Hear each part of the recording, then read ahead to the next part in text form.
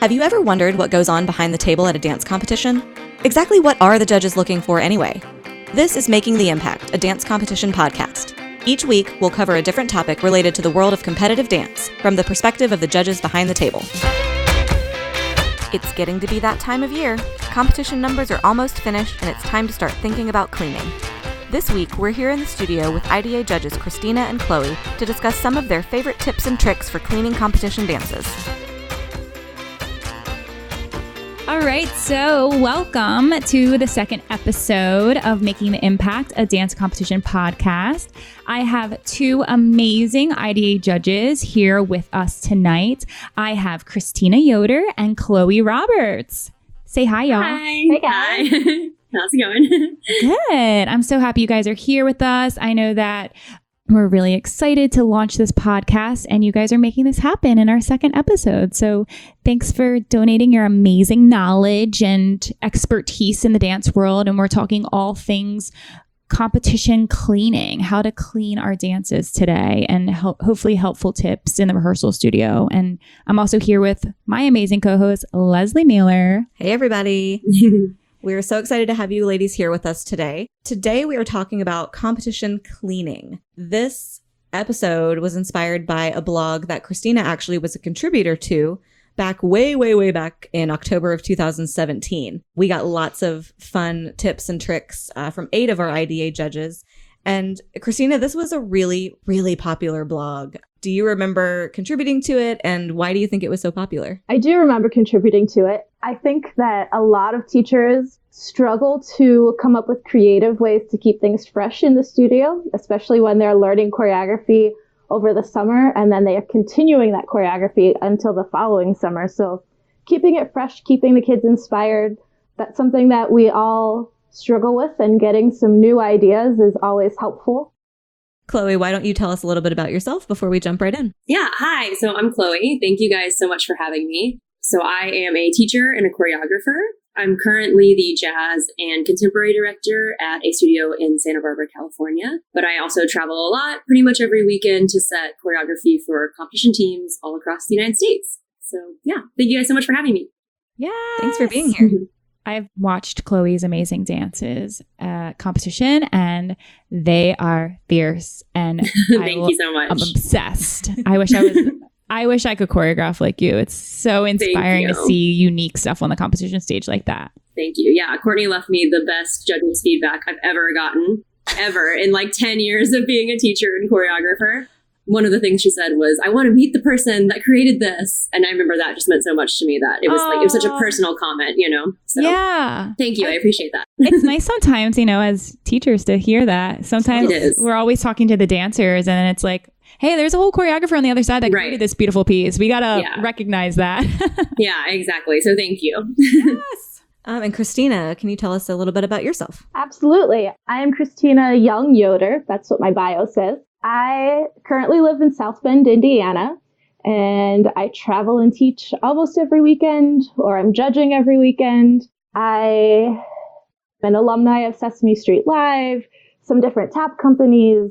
I am the founder and director of Resonance Tap Experience. We produce the Rock City and Steel City Tap Fests and in-studio tap convention classes. All right, so we are super excited to talk about cleaning today. All of the teachers right now are probably either in choreography mode at the studio or in cleaning mode already, because even though it's October, the season is right around the corner, and it is coming like fire. Like, it is going to be here in a split second. Conventions are already starting up this month. So people are most likely, a lot of studios are going to be taking some dances to conventions to test them out and see how they do and get some early feedback from the judges and make some changes and tweaks. And with that feedback, if teachers are going to convention in the fall, hopefully they need to go back in and clean. That's definitely what's going to be happening. So we wanted to talk today about some different tips and tricks on how to successfully clean a routine and maybe be a helpful source for some teachers out there who need new inspiration on how to clean even better in the studio.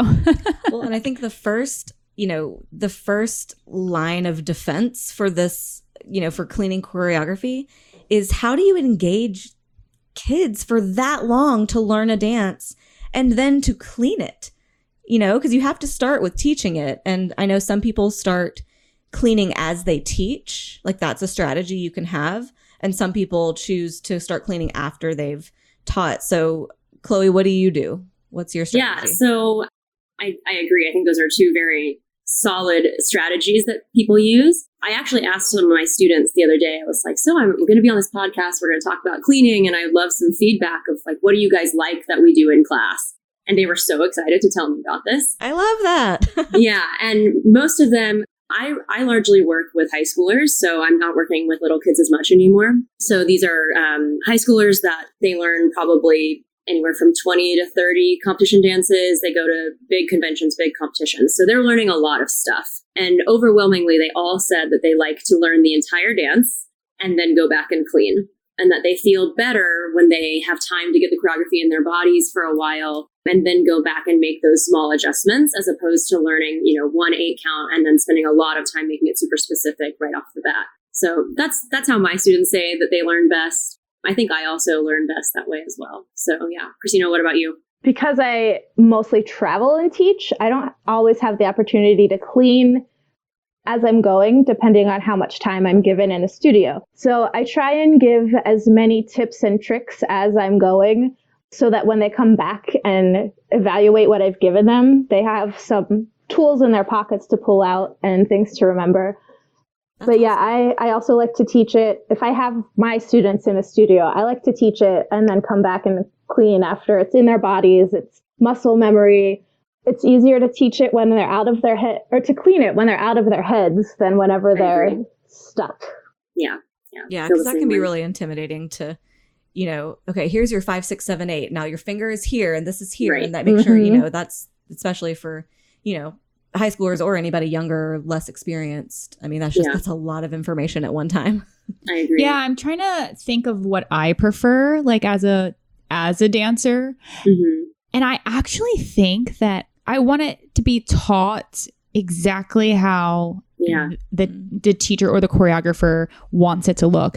Because for whatever reason, my dancer brain will always remember the very first way you taught it to me. Absolutely. So after I learn it, and then I have to go back and make small adjustments, which of course happens in competitive dance choreography as well as working as a professional. That's what our job is, to make those tweaks and adjustments. Mm-hmm. But for whatever reason, it's always harder for me to be like, oh yeah, they wanted it like this. Right. Because I always remember how it was done the first time. So I kind of love when they are very specific at first. Yeah. Mm-hmm. And so I've worked with different teachers. Like as a dancer, I've worked with different choreographers that have been like, we're going to get all the details and the specifics from the beginning. That way, when we finish it, we won't have to clean as much. And of course, in a studio setting, that's what we all hope and dream for.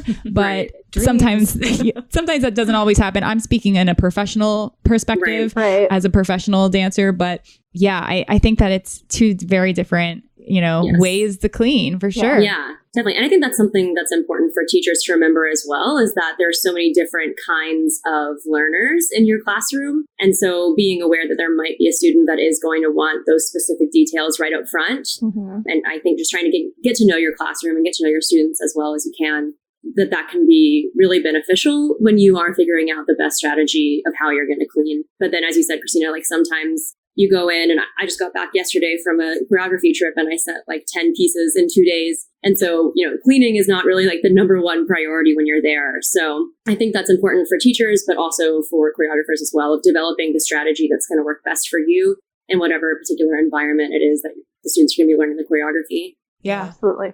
I actually want to go back to Christina, what you mentioned, because I feel like that this is a valid topic regarding guest choreography. Yes, I was going to go there too. Oh, great. Okay, good. Because I'm the same way. I do a lot of guest choreography. All of us do, actually. We all are guest choreographers, and we don't get the luxury to clean it. We come and we set a piece, and then we leave, and we hope that it gets cleaned. So cross your fingers. What are, I know, exactly. So what are some of our requests, I guess, maybe? Is that something? Yeah, I mean, I was literally going to bring up the same topic, in that you come, you set a piece, and depending on the situation, like typically I go away and I might see you again and I might not see you till recital or competition or whenever it is.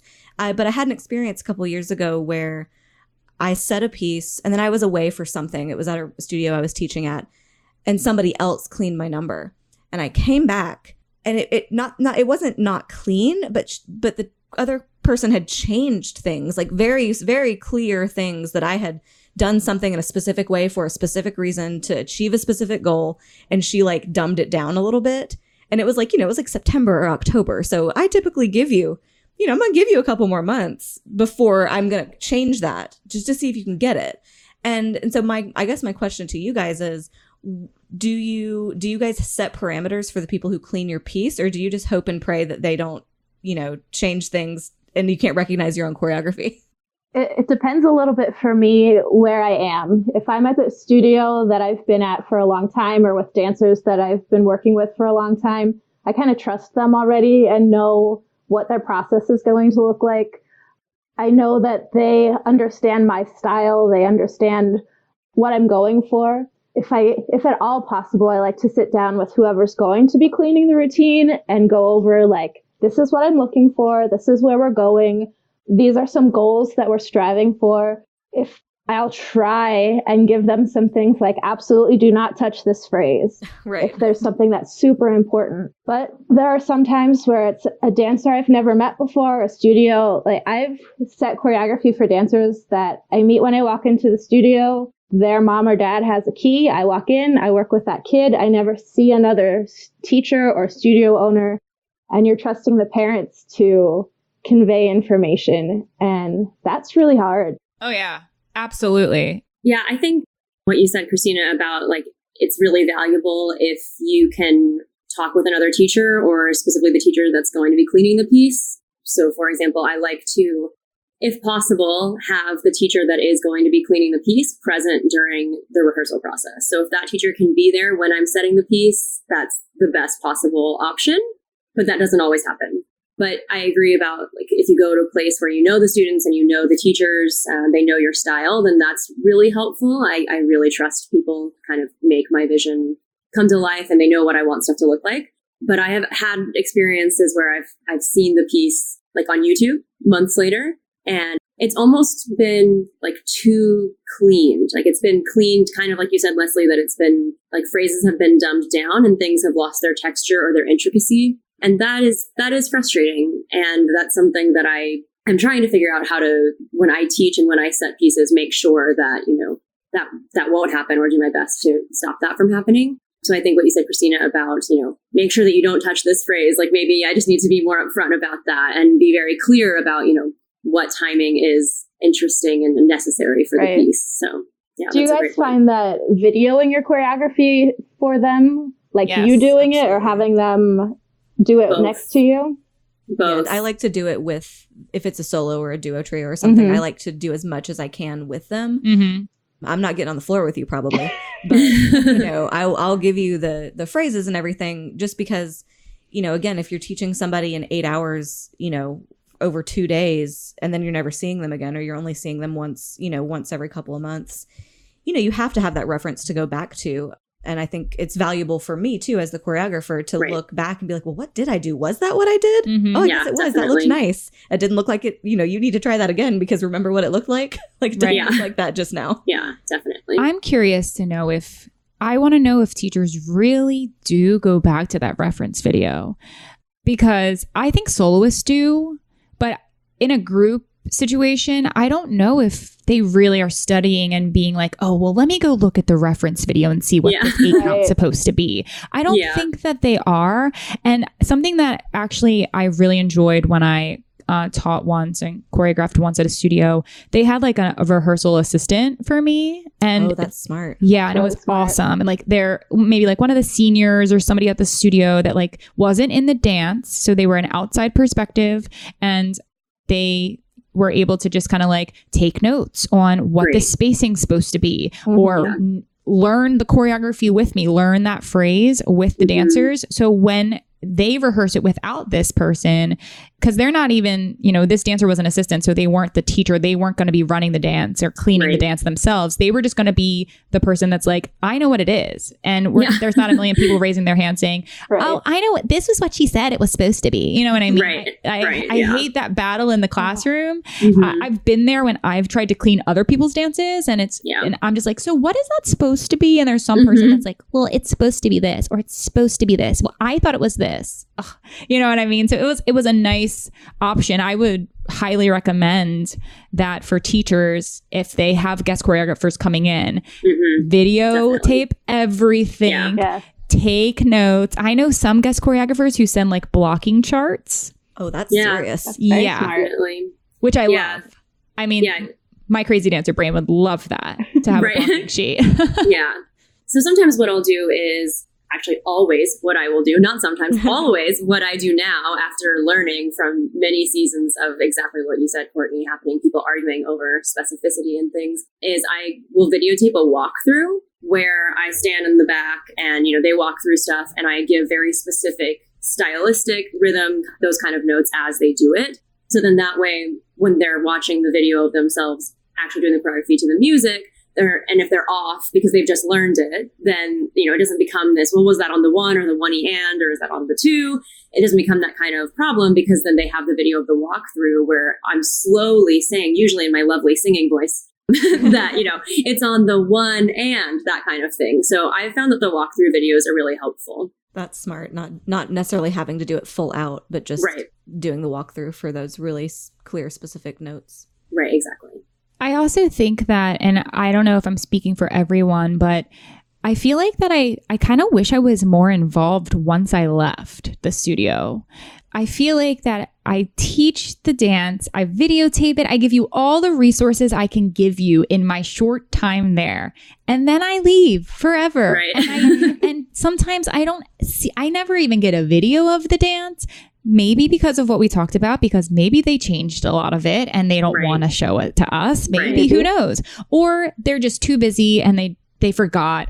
But I would love for choreographers and teachers and studio owners for when they bring in a guest to not be afraid to reach out with questions or not be afraid to share a judge's critique or share a video from competition and ask for feedback on, hey, what can we work on? Because that was the whole point of bringing in the guest choreographer, is to get a new challenge and experience something new. So I don't know if you guys feel the same way. No, I feel the same way. Go ahead, Christina. That's one of my struggles as a guest choreographer, is stepping away and knowing there's a really great chance that this piece of art, this thing that I've created with this dancer or this group of dancers, I might never see again. It's like walking away from your child and being like, all right, there you are. I hope that you grow up well and are successful in your life. Yeah, definitely. Yeah, I like to try and reach out if I can and be like, hey, can we FaceTime? What time do you guys, or, when is your advanced jazz class and when are you running this piece? Can we FaceTime? But I would say that does not happen nearly as much as I would like for it to. But I agree. I think that would be nice to see them at some point before they just like perform. A progress report. I mean, exactly. And I think too, like teachers, studio owners, people who hire us to guest choreograph, we care. Like, I want to know, like, we all really want to know how this did, because we want to know that you're happy and that your kids were challenged and that, you got something out of it. And, we don't know that unless you reach back out. So like, don't be afraid. We want you to succeed. Right. And also I won't be, exactly. And I won't be offended if you don't remember if it's on the 8 or the 1, I'll help you figure it out. Maybe I don't remember either. And so we'll sit together and work through it. I won't, feel like they haven't done a good job. Like the students haven't done a good job if they don't happen to remember if it's on a specific timing or something like that, or what a shape is supposed to look like. I would rather, as you said, I care about what it looks like. I care about the product. I care that the kids are comfortable with it. So I would prefer that they would reach out and ask questions. And I've had that experience where I've gone in and set a piece and no one was ever assigned to clean it or work through it with the dancer. And they've sent me a video from competition like, why isn't this doing better?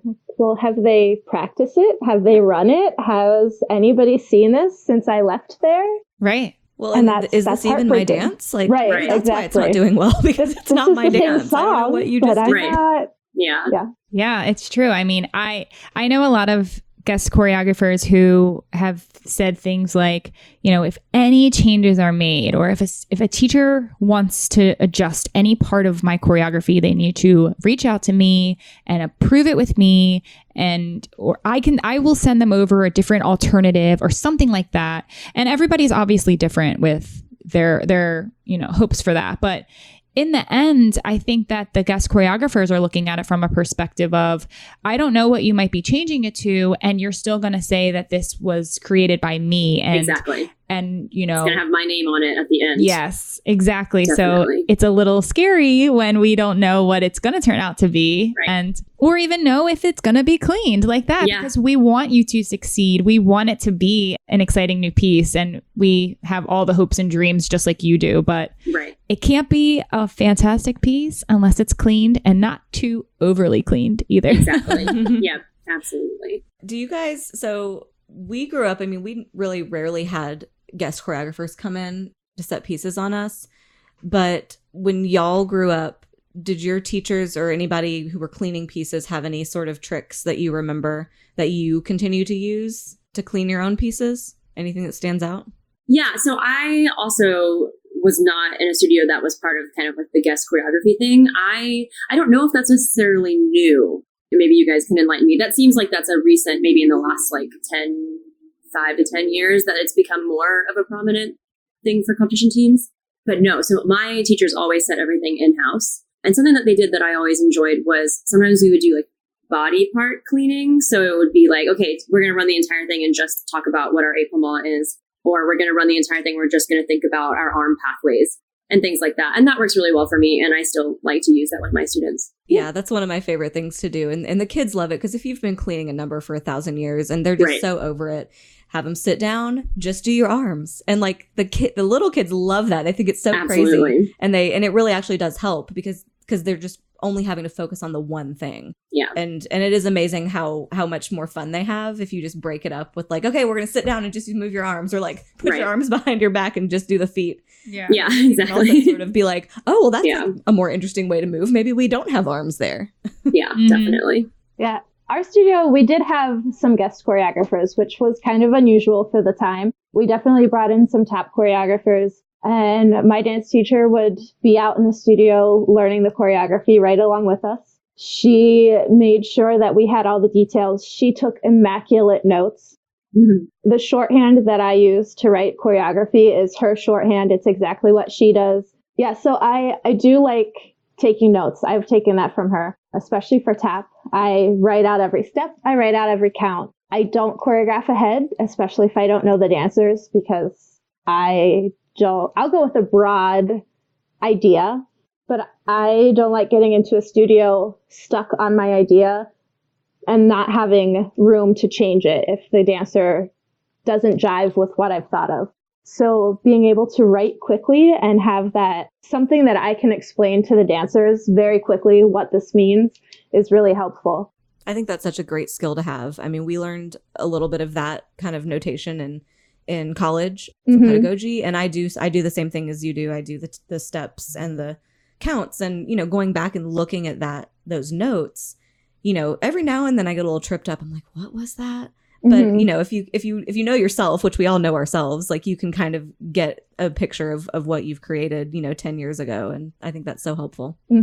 Yeah, I mean, I'm thinking back at what my cleaning rehearsals were like at my studio. And speaking of guest choreographers, we didn't really have them either. That wasn't really a thing.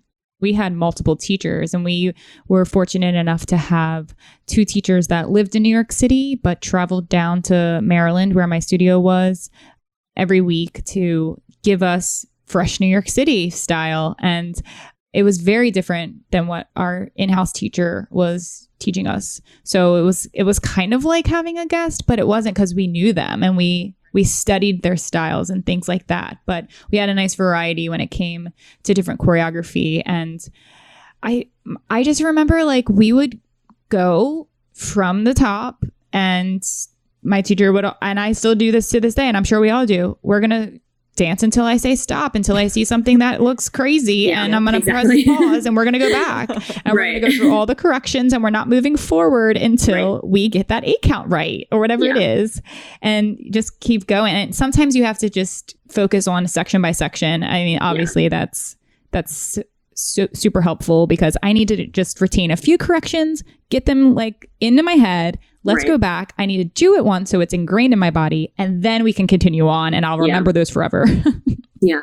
And I think that's an important thing too, is I think it's really easy to get burned out on cleaning. It is not my favorite thing to do as a teacher, but I know other teachers who love to clean. It's like their favorite thing. So my advice would be is, if you are a teacher like myself that does not love to clean, it's not their favorite thing, is that it is important to just like be vigilant and be like, nope, we're going to do it again. And we're going to do it again over and over again, because it really is worth it at the end of the day. And I know that you can be tired and your students can be tired, but I think remembering and reminding them that it will be amazing when it's super clean, and the wonderful effect that clean choreography has is worth those hours of let's do it again. Let's do it again. So. And knowing that repetition is going to create a new habit and help break those old habits, and that old muscle memory is hard to get past with your dancers, especially the little one. Definitely. You're like on time 15, you're like, nope, still messing it up. Let's try again. Let's do it again. Exactly. Do it again. Yep. We kind of got to think that all of us as judges, which is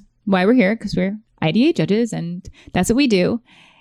Judging is kind of like really quick cleaning. Definitely. You know, it's crazy to think about that, because you can be in rehearsal for hours upon hours, literally just cleaning. But we as judges have to figure out, how can I clean this dance in 3 minutes? And this is the first time I've ever seen this dance, and I may not ever see it again. Yeah, so that's a great way to think about it. Yeah. And one of the things that I would love for teachers to know is something I say on my feedback all the time, and I'm sure that we all do, is, what position was that? Was that supposed to be a passe, or was that supposed to be a coupe?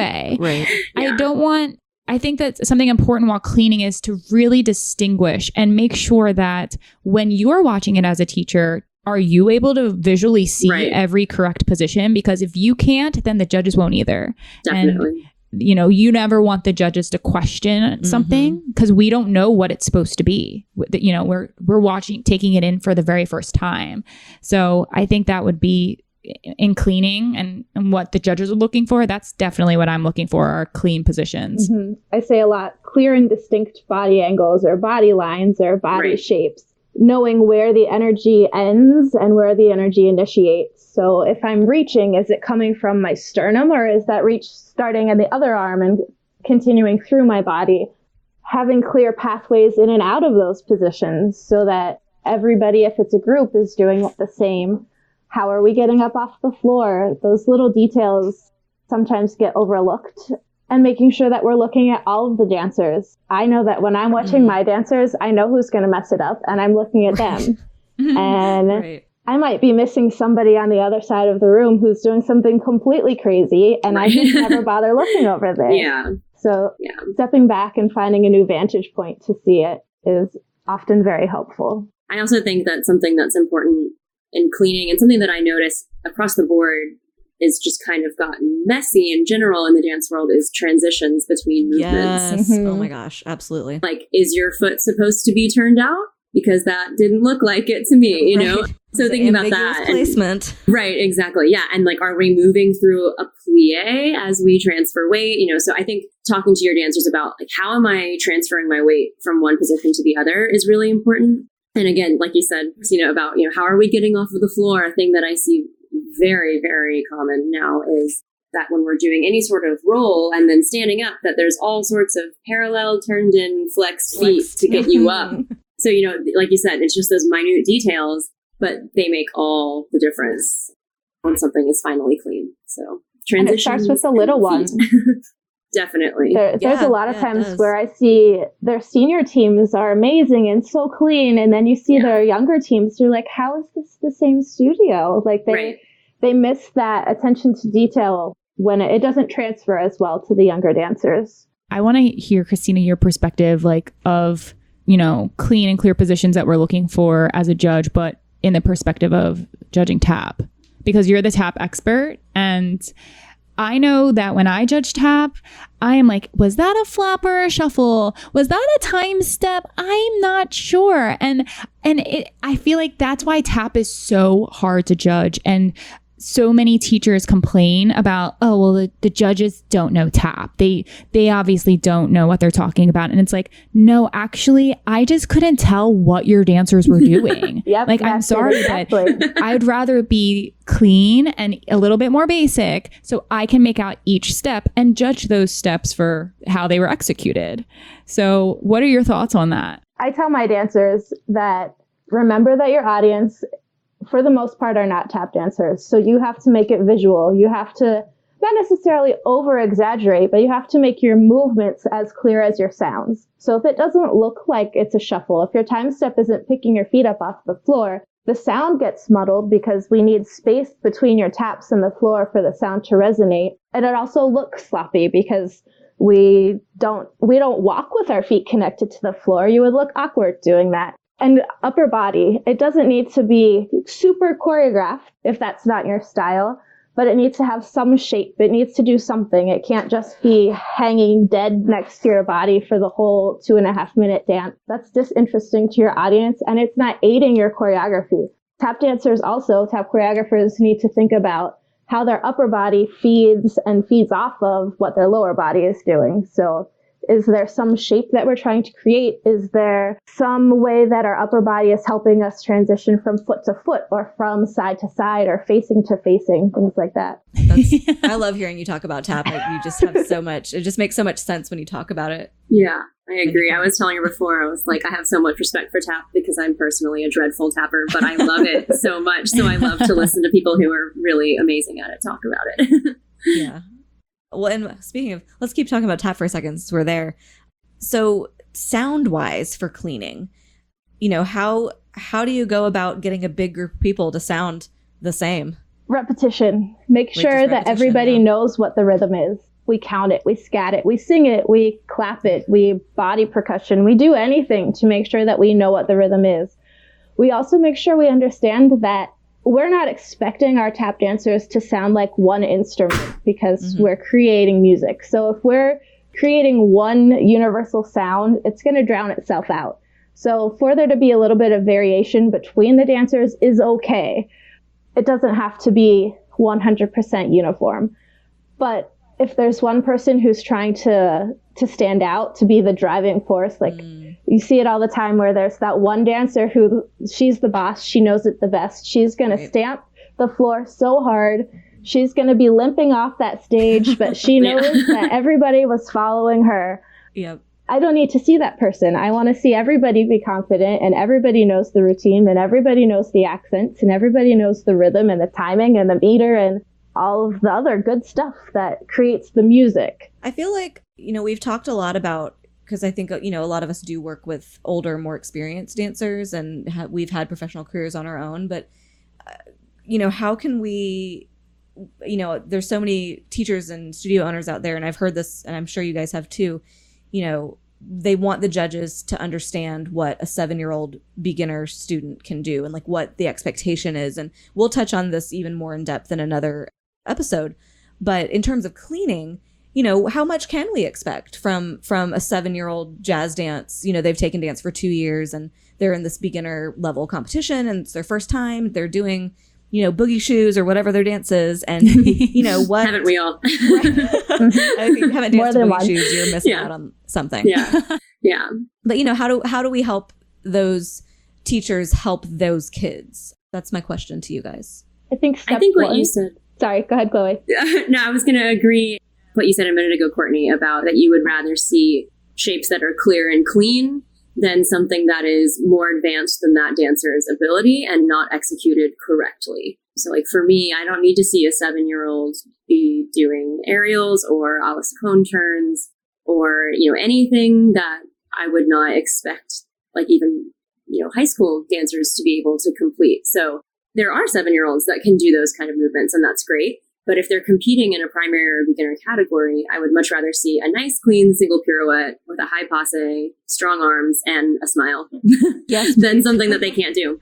Yeah. So. choreographing it to their level is always going to enable you to have a much cleaner dance than giving the material that they're not ready for yet. The stage is not the place to show what you're working on. It's this place to show what you've already mastered. So while in August you might teach it with some goals in mind, you also have a backup plan. Like, if this doesn't happen by December or March or whatever, this is what it's going to be. Giving yourself an out just in case those goals don't happen. Right. And I think especially too I had a very similar kind of a mindset teaching some primary level kids a couple years ago, and letting them know that, okay, this is what we're aiming for, like letting them in on the secret, because it probably doesn't feel great, to have it taken away from you if you didn't even know you were supposed to be working towards it. So, guys, we're really going for this skill, and if we're not there by December, then we're going to pull it back to this thing that I know you can do. And the reason I'm doing that is because I want you to succeed and feel good about yourself on stage. And I think just the honesty kind of can help, especially because there's so many kids these days, this is a whole nother podcast in itself too, that are just anxious, and they want to, they really want to succeed. They want to do well. They want to do the, heel stretch turn and the fouettes and all the things that, they see YouTube kids doing, but here, meanwhile, they're working on their single pirouette. But it's like, okay, well, we need to get you these foundations first. So I think just letting them know what the stakes are and where we'll go if we don't meet them is, a helpful thing. Yeah, keeping a positive outlook on it is, especially with those young ones, we want to keep them inspired to keep working. We don't want to make them feel hopeless and that we're disappointed in them. We're excited about the work that they've put in trying to get there. And it's okay if we haven't quite met that goal yet. Next year is a new year. Yeah. I think that, and like we all said, less is always more. That's absolutely. It's a universal truth. Yeah. Definitely.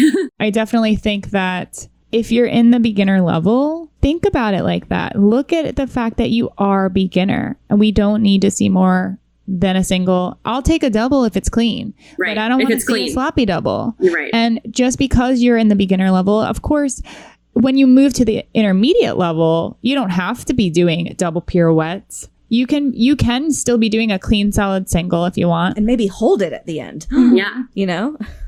But no, I think what we were saying about it's always technique over tricks for me. I don't care if your students can do aerials and back tucks and all sorts of crazy stuff. I care that they know how to use their plie, and that they, know how to connect their arms to their back and that kind of thing. I mean, obviously skills and tricks and things like that can add elements to dances. I'm not saying that they can't, but specifically talking about the beginner level, I want to know that they are getting a clean technical foundation from their teachers. And that totally, I think that if we continue to further the narrative that technique over tricks, then that is a good thing for our young ones to hear.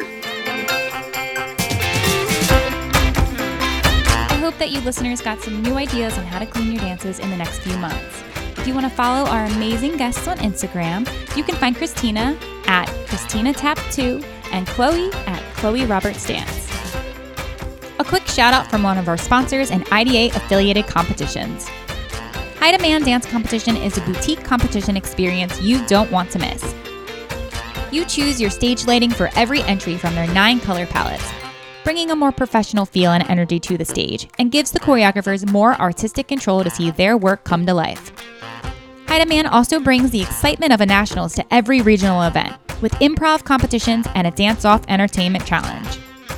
HD offers a morning warm-up class on the stage to encourage dancers to start the competition day like a professional, and gives them a chance to really feel the floor.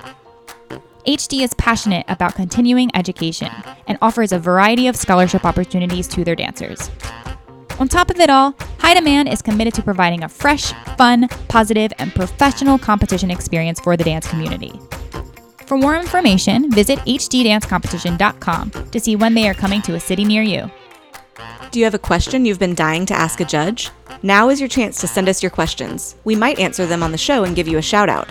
Submit your questions to us on our website at www.impactdanceadjudicators.com/podcast via audio or text. If you liked what you heard on today's episode and want more, leave us a review on Apple Podcasts.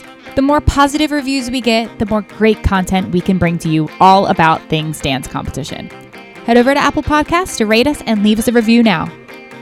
Make sure you like and subscribe to Making the Impact, a dance competition podcast, so you don't miss our upcoming episodes. Coming up in the next few weeks, we've got boys in dance, lyrical versus contemporary, choreography, and so much more. As always, we're so glad you joined us for this episode of Making the Impact. Thanks for tuning in.